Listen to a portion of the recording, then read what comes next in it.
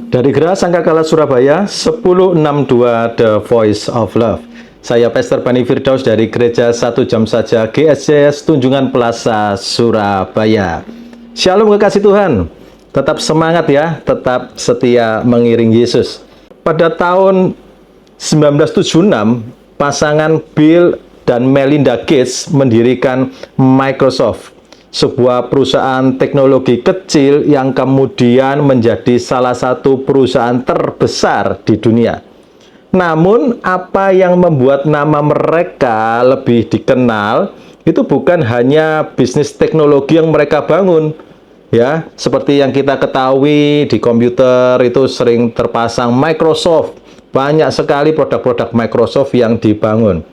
Tetapi ada satu hal yang penting ketika Bill Gates ini ingin meninggalkan warisan. Apa itu? Warisan filantropi mereka melalui Bill and Melinda Gates Foundation. Nah, fokus mereka itu pada pendidikan, kesehatan global, dan pemberantasan kemiskinan menjadi contoh bagaimana seseorang dapat membangun warisan yang berdampak jauh melampaui masa hidup mereka. Dan kita tidak bisa pungkiri dalam kehidupan kita, siapapun kekasih Tuhan, setiap orang itu ingin meninggalkan sesuatu yang berarti. Benar? Ingin meninggalkan warisan yang baik untuk keluarga, ya, untuk teman-teman, untuk orang tua mungkin ya, untuk masyarakat, bahkan untuk dunia. Warisan yang baik itu adalah warisan yang abadi, yang tidak bisa hangus terbakar. Kalau warisan rumah, warisan uang, itu bisa hangus terbakar. Seperti kebakaran hebat yang terjadi di Los Angeles, Amerika. Ya, saya tidak membahas masalah kebakaran di sana. Yang pasti penyebab kebakarannya itu adalah api. Itu penyebab kebakaran ya. Kalau penyebab banjir adalah, ya betul, air ya. Nah, pertanyaannya bagi kita adalah, warisan apa yang abadi itu? Dan hari ini kita akan refleksi dari kebenaran firman Tuhan tentang membangun warisan yang abadi. Kita ambil dari kitab 1 sampai 2 Tawarik. Ya, 1 sampai 2 Tawarik. Minggu lalu kita sudah belajar dari 1 sampai 2 Raja-Raja, dan sekarang kita akan belajar dari 1 sampai 2 Tawarik. Dan bagi kasih Tuhan yang mengikuti, ayo terus ikuti ya, karena kita akan membahas sampai kesudahan zaman. Sampai kesudahan zaman. Ayo kita masuk ya, membangun warisan yang abadi. Ada 3M warisan abadi yang harus kita bangun. Ya, 3M itu MMM gitu ya, bukan 3 miliar ya, 3M. M yang pertama, menempatkan Tuhan sebagai dasar segala sesuatu, atau menempatkan Tuhan itu sebagai prioritas. Kita baca di 2 Tawarik pasal yang kedua ayat 4 sampai yang kelima. 2 Tawarik pasal yang kedua 4 sampai 5 ya, ayat 4 sampai yang kelima.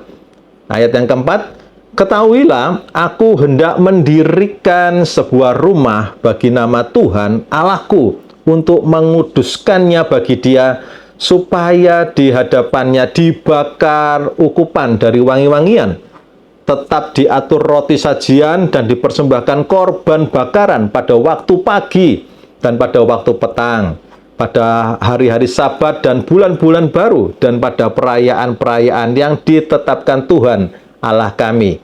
Sebab semuanya itu adalah kewajiban orang Israel untuk selama-lamanya. Ayat yang kelima, dan rumah yang hendak kudirikan itu harus besar, sebab Allah kami lebih besar dari segala Allah. Saya menggarisbawahi di sini, lihat ya, di ayat yang keempat, aku hendak mendirikan sebuah rumah bagi nama Tuhan untuk menguduskannya bagi Dia. Wow, lihat ya, betapa Salomo, seorang raja, dia bisa menempatkan Tuhan itu sebagai prioritas dalam kehidupannya.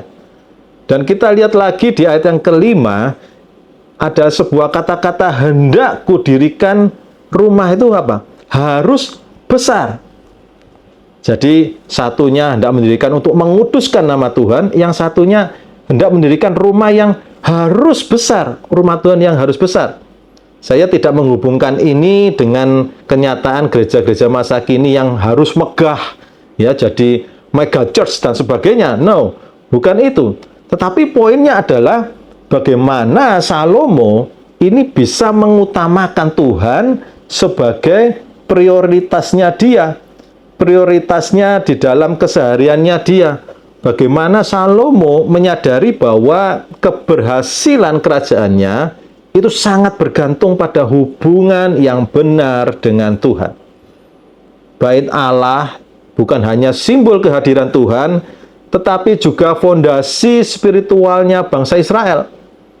Ketika bangsa itu mengutamakan Tuhan, mereka mengalami berkat dan pemulihan. Dan sebaliknya, ketika mereka menjauh dari Tuhan, kehancuran itu terjadi. Kita lihat buktinya ya, kalau Salomo ini mengutamakan Tuhan, Tuhan itu benar-benar hadir di tengah-tengah bait Allah. Dan ketika bait Allah selesai, Tuhan itu berkata demikian di dalam 2 Tawarik 7 ayat yang ke-14. Dan umatku yang atasnya namaku disebut, merendahkan diri, berdoa, dan mencari wajahku, lalu berbalik dari jalan-jalannya yang jahat, maka aku, ya Tuhan berkata, akan mendengar dari surga dan mengampuni dosa mereka, serta memulihkan negeri mereka. Kekasih Tuhan, mengutamakan Tuhan itu bukan berarti kita tidak bekerja sama sekali loh ya. Nanti kalau kekasih Tuhan dengar ini terus menyalahkan, loh katanya Pastor Bani lo harus mengutamakan Tuhan. Kalau gitu kerjaku tak ongkang-ongkang kaki. Waduh, ini seringkali kita salah kaprah. Ya, mengutamakan Tuhan terus kerjanya hanya ongkang-ongkang kaki, ya angkat-angkat jari, pijit-pijit handphone, lalu kita minta diberkati Tuhan. Wah, ini salah kaprah sekali ya. Kita ini tetap mengutamakan Tuhan dengan tetap bekerja. Tetapi dalam setiap keputusan kita, apa yang kita dasarkan ini adalah kehendak Tuhan. Jangan sampai keputusan kita ini bertentangan dengan kehendak Tuhan. Nah, firman Tuhan ini mencatat ya. Ini ayahnya Salomo. Siapa ayahnya Salomo? Ya, bukan saya. Ya, itu adalah Raja Daud, ayahnya Salomo ya. Raja Daud itu mengambil keputusan yang bertentangan dengan kehendak Tuhan. Kalau kita baca di 1 Samuel itu berita-berita baiknya tentang Raja Daud gitu ya. Kalau di Tawarik ini ada kejelekannya Raja Daud. Ya, Raja Daud ini mengambil keputusan yang bertentangan dengan kehendak Tuhan. Yuk kita baca di 1 Tawarik 21 ayat 1 sampai 7. 1 Tawarik 21 ayat 1 sampai yang ke-7. Ini perikopnya tentang pendaftaran dan hukuman. Ayat yang pertama ya. Iblis bangkit melawan orang Israel dan ia membujuk Daud untuk menghitung orang Israel.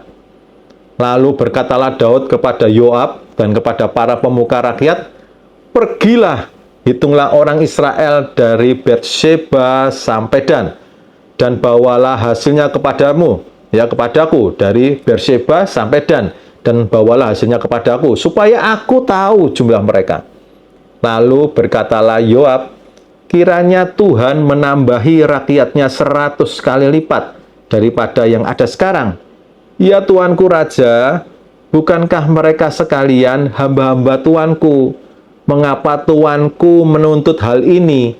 Mengapa orang Israel harus menanggung kesalahan oleh karena hal itu?"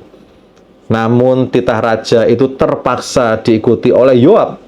Maka pergilah Yoab menjelajahi seluruh Israel, kemudian kembali ke Yerusalem. Lalu Yoab memberitahukan kepada Daud hasil pendaftaran rakyat. Di antara seluruh orang Israel, ada 1.100.000 orang yang dapat memegang pedang. Dan orang Yehuda ada 470.000 orang yang dapat memegang pedang. Orang Lewi dan Benyamin tidak dimasukkannya dalam pendaftaran, sebab titah raja itu dianggap keji oleh Yoab. Tetapi hal itu jahat di mata Allah, sebab itu dihajarnya orang Israel. Kalau kita lihat secara langsung, ya, pasal ini dan ayat ini, kita mungkin bertanya, loh kenapa sih ngitung-ngitung kok dihajar sama Tuhan? Kenapa kok bertentangan dari apa yang diajarkan Tuhan? Mungkin kita bisa berkata seperti itu. Tetapi kita perlu melihat histori di belakang semuanya ini. Mengenai mengapa Tuhan marah kepada Daud, pada masa itu manusia hanya memiliki hak untuk menghitung atau mendata apa yang menjadi miliknya pribadi. Sedangkan Israel itu bukan milik Daud. Israel itu adalah miliknya Tuhan. Dan kalau kita mau mundur dalam Keluaran 30 ayat yang ke-12, Tuhan berfirman kepada Musa, apabila engkau menghitung jumlah orang Israel pada waktu mereka didaftarkan, maka haruslah mereka masing-masing mempersembahkan kepada Tuhan uang pendamaian karena nyawanya pada waktu orang mendaftarkan mereka, supaya jangan ada tulah di antara mereka pada waktu pendaftarannya itu. Nah, kekasih Tuhan, sensus pada waktu masa kerajaan ini ya, kerajaan Daud, kerajaan Salomo, sensus itu adalah hak Tuhan dan terserah kepada Tuhan untuk memerintahkan sensus. Dan jika Daud menghitung, ia hanya boleh melakukannya atas perintah Tuhan dengan menerima uang tebusan untuk menebus penghitungan tersebut dari dasar Keluaran 30 ayat yang ke-12. Nah, sensus penghitungan jumlah juga biasanya dilakukan atas perintah Tuhan saat Israel akan berperang. Nah, pada saat terjadi peristiwa ini, Daud menghitung, itu Israel tidak sedang berperang. Ya, saat itu Allah tidak menyuruh atau memberi alasan bagi Daud untuk pergi berperang sehingga harus melakukan penghitungan. Kenapa kok Daud melakukan itu? Ya, karena Daud sudah merasa sombong, sudah merasa ambisinya, wah aku ada di atas, aku mau tahu berapa jumlah rakyat yang aku pimpin. Nah, disitulah kejatuhannya Daud. Dia tidak melakukan seperti apa yang diperintahkan Tuhan. Dia tidak melakukan sesuai dengan perintahnya Tuhan. Itulah sebabnya mengapa Tuhan kembali marah kepada Israel dan juga mengapa Daud tersadar setelah dia menghitung Israel. Daud tahu bahwa itu salah dan memohon kepada Tuhan untuk menghapus kesalahan dosanya. Kekasih Tuhan, Salomo akan membangun bait Allah, dia mengutamakan perintah Tuhan. Demikian juga seharusnya kita, kalau kita akan berbisnis, kalau kita akan mencari rekan bisnis, kita mau deal dengan proyek apapun itu, ayo cari kehendak Tuhan dulu. Kita bisa mengukur apakah proyek ini sesuai dengan kehendaknya atau tidak. Dan Tuhan itu mampu memberi tanda apakah proyek ini cocok untuk kita, untuk kekasih Tuhan. Apakah rekan kerja ini cocok untuk kita. Saya ada pengalaman tentang bagaimana Tuhan itu memberi tanda. Ya, saya itu punya teman baru dan sejak awal Tuhan itu sudah menunjukkan bahwa teman pelayanan saya yang baru saya kenal ini bermasalah dan menjadi biang masalah. Ceritanya itu teman saya ini ingin join di sebuah gereja A. Dia ini hamba Tuhan pernah memimpin sebuah gereja, namun karena satu dan lain hal, akhirnya gereja yang dipimpinnya itu bubar. Nah, pada waktu teman saya ini cerita, hati saya ini sudah tidak enak. Ya, saya ini merasa, kok aneh ya, saya berbicara dengan hamba Tuhan seperti ini, kok tidak seperti berbicara dengan hamba Tuhan yang lain. Karena hati sudah tidak enak, maka saya memberi saran kepada teman saya ini untuk tidak join di gereja A. Dan menyuruhnya tetap berada di sinode gereja di mana dia mengembalakan. Untuk kemudian membangun pelayanannya kembali dari awal agar menjadi lebih baik lagi. Jadi saya sudah memberikan larangan untuk join ke gereja A. Tetapi singkat cerita, kekasih Tuhan, dia tetap memaksa diri untuk join ke gereja A dengan sinode A itu. Dan teman saya ini melepaskan diri dari sinode lamanya dia, dan dia bernaung untuk bergabung dengan gereja A. Dan setahun berjalan, saya ini mendengar kabar bahwa banyak masalah terjadi di gereja A. Dan gereja A ini dari tadinya yang tenang-tenang, jadi tegang antar pelayan Tuhannya. Ya, pelayan Tuhan ini berkata A, yang ini berkata B, ini berkata C. Wah, kacau balau. Dan saya kaget, waduh, kok jadi seperti ini ya gereja A ya. Teman saya yang ada di gereja A, bukan teman yang baru ini, itu akhirnya cerita bahwa gara-gara teman saya itu masuk gereja itu, akhirnya jadi saling bertikai, ya, saling diadu domba dan sebagainya. Dan berita terakhirnya dia keluar dari gereja itu karena ada kasus. Dan sejak saat itu semua informasi mengenai teman baru saya tadi banyak saya temukan.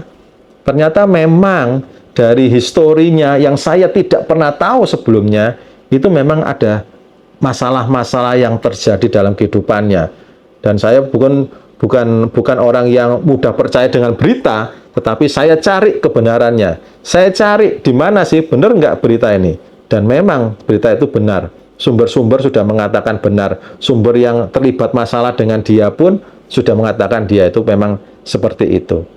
Nah, lihat kekasih Tuhan ya. Kita belajar bagaimana kita ini harus bisa menempatkan Tuhan sebagai dasar dari segala yang kita perbuat. Maka Tuhan Yesus itu akan memberikan tanda-tanda itu kita dengan jelas. Ya, Tuhan Yesus itu nyata, kuasanya itu nyata. Kalau kita punya keluarga, ayo biasakan ya warisan ini, ya warisan bagaimana mendahulukan Tuhan. Ini menjadi dasar kita untuk melangkah. Keluarga yang menjadikan Tuhan sebagai pusat akan lebih kuat dalam menghadapi tantangan. Ya, bukan tidak ada tantangan loh. Ya, mengikut Kristus itu bukan tidak ada tantangan, terus jalan tol lurus bebas hambatan. Bukan. Jalan tol saja bisa terjadi kecelakaan loh. Ya. Los Angeles loh kota yang apa nggak canggih itu, canggih banget kan?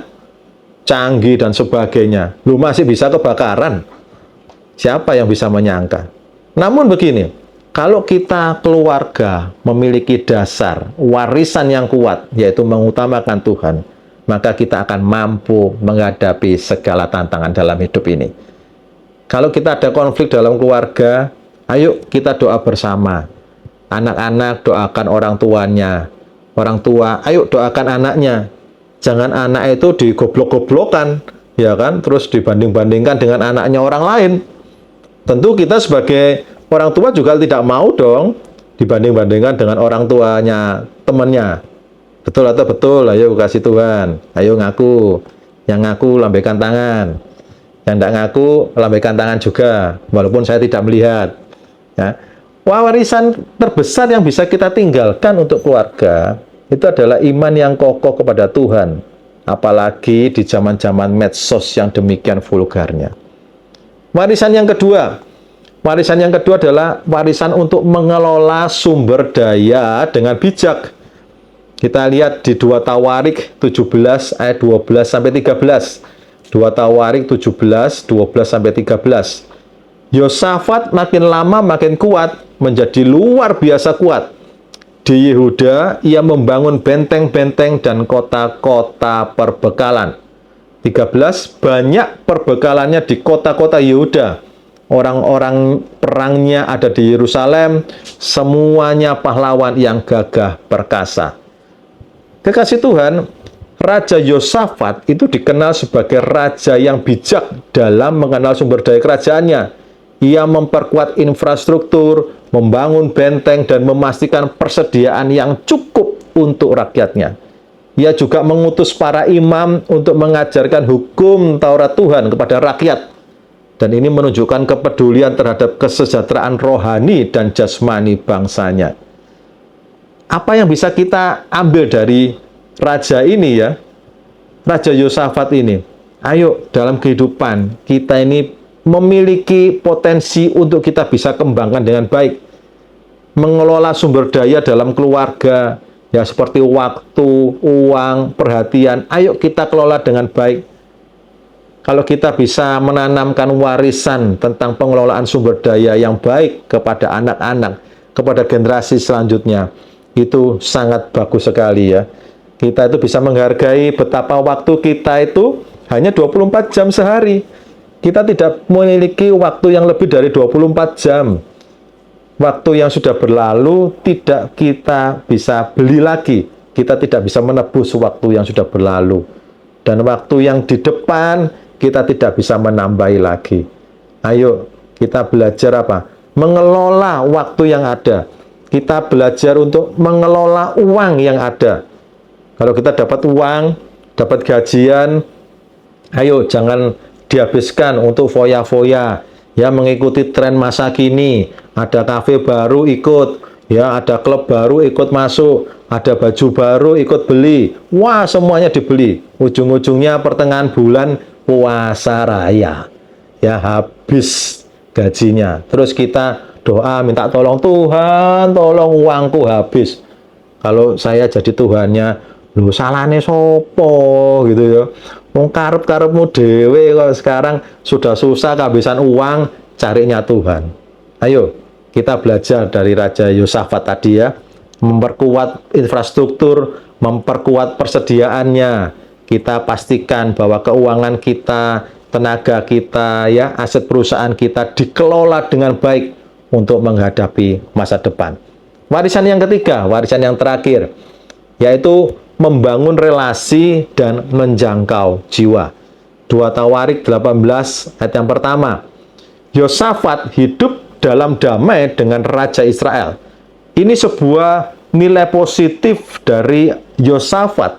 Dia bisa hidup damai dengan Raja Israel. Raja Yosafat melakukan apa yang benar di mata Tuhan, terutama pada masa pemerintahannya. Tetapi sayangnya ia melakukan kesalahan ketika Yosafat kaya dan sangat terhormat, ia menjadi besan Ahab. Ya, kekasih Tuhan bisa baca dari kelanjutan tadi ayatnya ya. Kita tahu bahwa Ahab adalah raja yang fasik. Ia bersekutu dengan Raja Ahazia, anak Raja Ahab, dalam membuat kapal.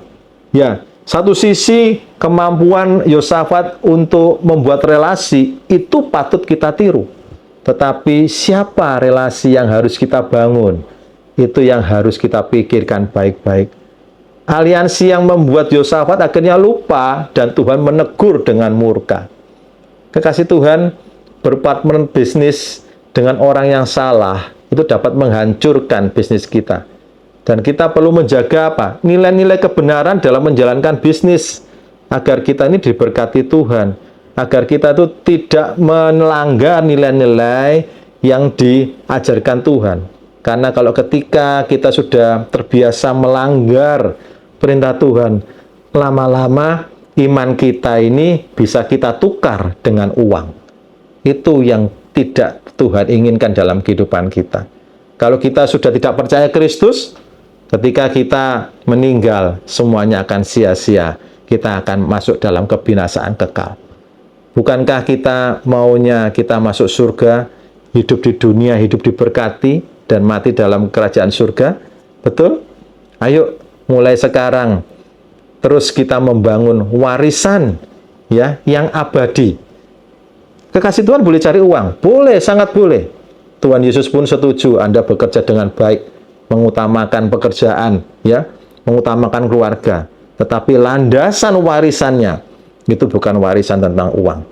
Warisannya itu adalah menempatkan Tuhan sebagai dasar dari segala sesuatu, memprioritaskan Tuhan dari apa yang akan kita ambil langkah kita ke depan. Warisan yang kedua tadi kita sudah belajar tentang apa?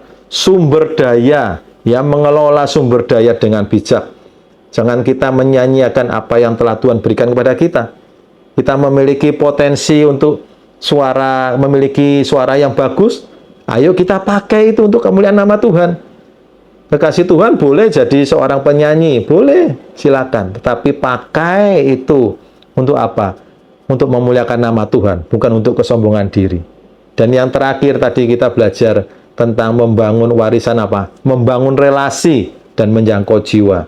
Dimanapun kekasih Tuhan ditempatkan, apapun kekasih Tuhan profesinya, disitulah tempat kita bisa membangun relasi dan menjangkau jiwa untuk kemuliaan nama Kristus. Warisan terbesar tidak hanya berupa harta benda, tetapi juga nilai-nilai dan dampak yang kita tinggalkan untuk generasi selanjutnya. Seperti Salomo, Yosafat, dan raja-raja lainnya, marilah kita membangun kehidupan yang berakar pada Tuhan, penuh kebijaksanaan, dan berdampak bagi orang lain. Amin.